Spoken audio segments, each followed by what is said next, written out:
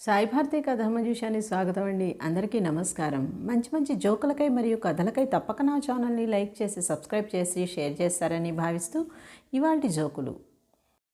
సన్యాసిరావుకి అన్నం పెట్టింది పెళ్ళాం సావిత్రి. తినేవాడు తినక ఏమోయ్ చిట్టి.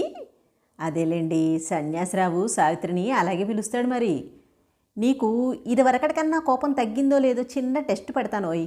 కూరలో ఉప్పు 2 సార్లు తగలెట్టావు అన్నాననుకో, నీ రియాక్షన్ ఏమిటి అనగానే సదరు సావిత్రి అలయాస్ చిట్టి గుర్రుగా చూసింది. ఒరే ఒరే ఒరే, నువ్వు సన్యాసివి కాదురా, సన్నాసివి. అదేమైనా ఎముడుతూ పోరాడిన సావిత్రి అనుకున్నావా ఏంటి?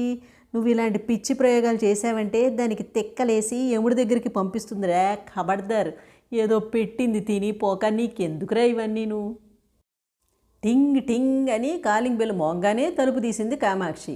ఇంతలో 8 ఏళ్ల బుజ్జిగాడు, అమ్మోయ్ బియ్యం బస్తాల ఒళ్ళు గీతల చొక్కా వేసుకున్నాయన్నీ నాన్నారు ఆఫీస్ నుండి పంపిస్తారంట, వస్తే కబోర్డ్లో ఉన్న ఫైల్ ఇమ్మన్నారు అనగానే ఆ వచ్చిన గళ్ళ చొక్కా బల్లిగుడ్లేసుకొని మాట పడిపోయిన వాళ్ళలాగా కామాక్షి వంక బుజ్జిగాడి వంక చూస్తూ ఫైల్ ఇవ్వగానే లాక్కున్నట్టే తీసుకుని చెరచెరా వెళ్ళిపోయాడు.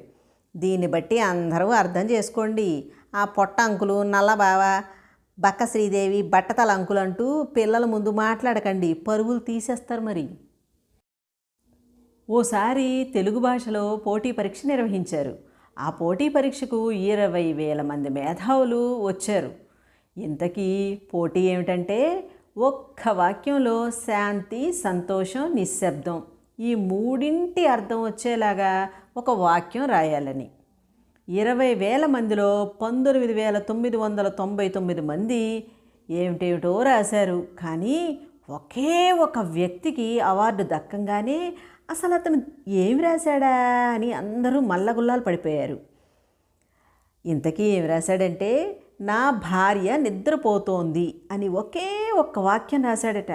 దానికి న్యాయ నిర్ణేతలు మురిసి మొక్కలైపోయి అవార్డిచ్చి ఆనంద బాష్పాలతో హృదయానికి హత్తుకొని బొగ్గలు నిమిరారట. అమ్మో, ఈ ఒక్క వాక్యంలో అంత అర్థం ఉందని ఇప్పుడే తెలుసుంది సుమి. అయ్యో ఇదేంటే కాంతం, పెళ్ళికని వస్తే పెళ్లి కూతురు పెళ్లి కొడుకు ఏరి ఆడపెళ్లివారు మగపెళ్లివారు ఈ డ్యాన్స్లేంటి అంటూ ఆశ్చర్యపోయింది పంకజం.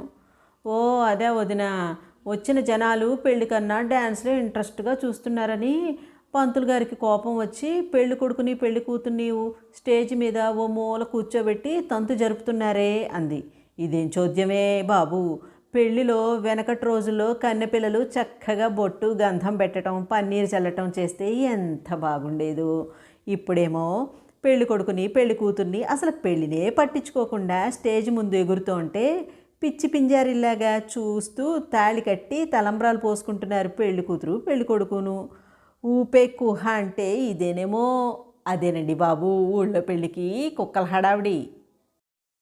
విన్నారు కదా ఫ్రెండ్స్, ఈ జోకులు కనుక మీకు నచ్చినట్లయితే ఈ వీడియోకి ఒక లైక్ ఇవ్వండి.